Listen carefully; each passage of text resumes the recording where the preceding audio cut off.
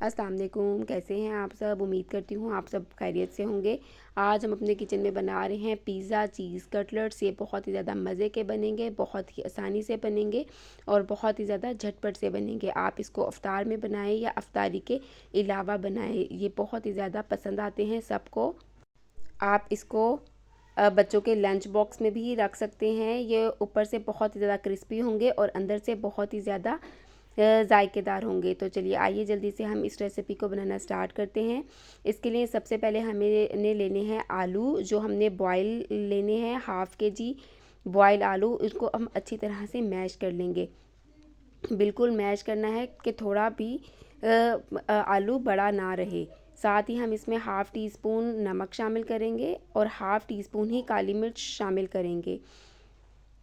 आप अपने टेस्ट के मुताबिक ही भी नमक मिर्च शामिल कर सकते हैं। एक दफ़ा दोबारा इसको अच्छी तरह से मिक्स करेंगे, बिल्कुल बारीक होना चाहिए। ये देखिए बहुत अच्छी तरह से आलू तैयार हो चुके हैं। अब हम इसको एक तरफ रख देते हैं और इसकी फिलिंग तैयार कर लेते हैं।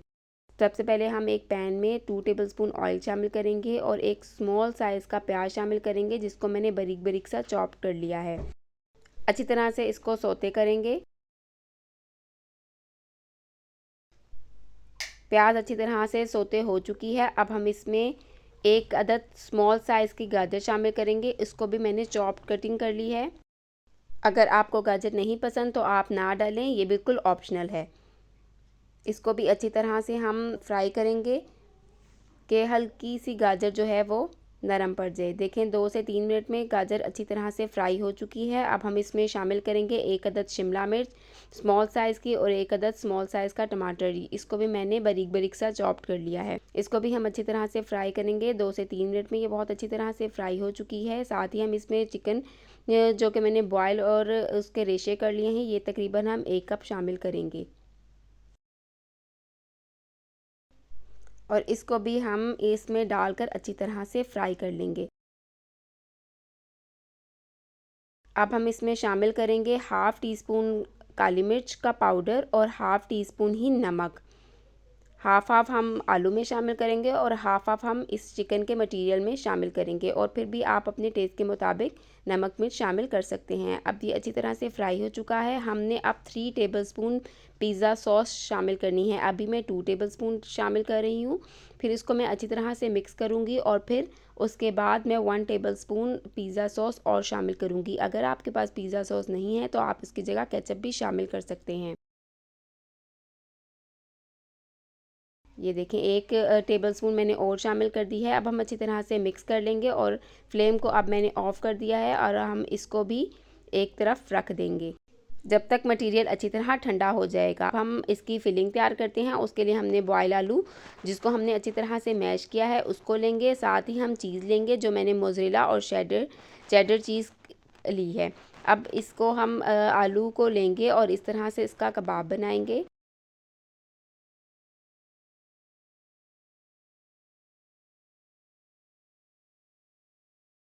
सबसे पहले हम इसमें ऑरिगेनो छिड़केंगे। साथ ही मोज़रेला और चेडर चीज़ उसको हम डालेंगे और अब हम इसकी फिलिंग शामिल करेंगे। आप स्पून की मदद से, हाथ की मदद से जितनी भी चाहें इसके अंदर फिलिंग रख सकते हैं। उसके बाद फिर हम इसमें मोज़रेला और चेडर चीज़ डालेंगे और अब इसको हम अच्छी तरह से ऊपर से प्रेस करेंगे और तमाम कटलेट्स को हम इसके ऊपर फोल्ड कर लेंगे। इस तरह से प्रेस करते जाएंगे और पहले इसको एक बॉल की शक्ल दे लेंगे। देखिए आराम से बन रहे हैं, कोई भी मुश्किल काम नहीं है। इस तरह से हम इसको प्रेस करते जाएंगे। ये देखें अच्छी तरह से ये बन चुका है बॉल। अब हम इसको हल्का सा कटलेट्स की तरह शेप दे लेंगे। प्रेस करते जाएंगे और कबाब की शेप देते जाएंगे। हमने कटलेट्स को अच्छी तरह शेप दे ली है। इसी तरह हम सारे कटलेट्स की शेप देकर इसको एक तरफ रखते जाएंगे। आप अपने मुताबिक से छोटा बड़ा साइज़ रख सकते हैं। हमने तमाम कटलेट्स को शेप्स दे ली है। अब हम इनके ऊपर कोटिंग करेंगे। उसके लिए हम इस्तेमाल करेंगे 1 अदद अंडा, मैदा हस्बे ज़रूरत और साथ ही ब्रेड क्रम्स। चलिए अब हम कटलेट्स को उठाएंगे। सबसे पहले मैदे में कोट करेंगे अच्छी तरह से, उसके साथ ही इसको अंडे में डिप करेंगे। जब अच्छी तरह से ये अंडे में कोट हो जाएगा तो हम इसके ऊपर लगाएंगे ब्रेड क्रम्स।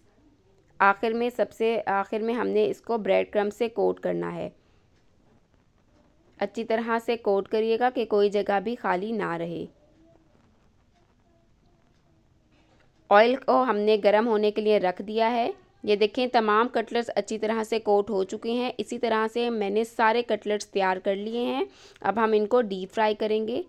ये देखें इस तरह से हमने इनको फ्राई करने रख दिया है और इसी तरह से हम सारे कटलेट्स तैयार कर देंगे। मज़े के कटलेट्स तैयार हो चुके हैं। अपनी पसंद के मुताबिक आप डार्क या लाइट कलर दे सकते हैं।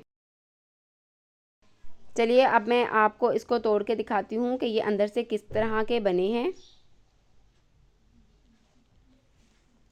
अगर आप लोगों ने अभी तक मेरे चैनल को सब्सक्राइब नहीं किया तो आप मेरे चैनल को ज़रूर सब्सक्राइब कर लीजिएगा और साथ ही बेल आइकन को भी ज़रूर प्रेस करिएगा ताकि मेरी आने वाली वीडियो की नोटिफिकेशन आपको आसानी से मिल सके। ये देखें ये बहुत ही ज़्यादा मज़े के बने हैं। आप भी इस रेसिपी को ज़रूर ट्राई करिएगा। अगर आपको मेरी ये पिज़्ज़ा चीज़ कटलेट्स की रेसिपी अच्छी लगी है मेरी वीडियो को लाइक करिएगा, मेरे चैनल को ज़रूर सब्सक्राइब करिएगा। इंशाल्लाह ताला फिर मिलूँगी नेक्स्ट वीडियो में। जब तक के लिए अल्लाह हाफ़िज़।